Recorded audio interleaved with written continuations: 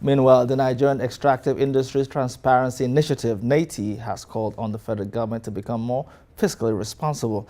The executive secretary of Neiti, Waziri Adiowa, speaking to newsmen in Abuja, says there is need to save more for the future generations. Correspondent Amadin Uyi reports.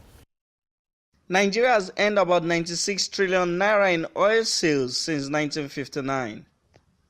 The 58-year figure has, however, not improved the lives of millions of Nigerians nationwide, as unemployment and poverty remains rife across the nation.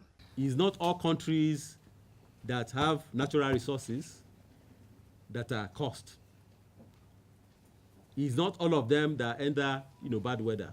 Though the federal government in times past has set up the stabilization accounts, the excess crude accounts, and the sovereign wealth fund, it has been near impossible to save in these accounts.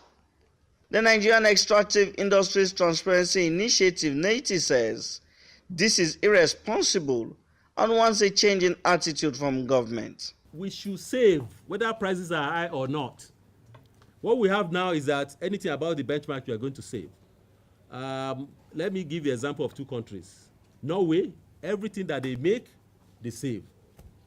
The only thing they can withdraw is up to 4% of it to fund budget deficit.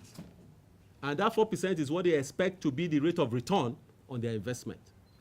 Angola has a different model. Whether prices are high or not, they earmark 100,000 barrels per day that they save. So we believe that we should also adopt that practice that no matter what, let's continue to save. Neiti wants urgent action taken for the sake of future generations.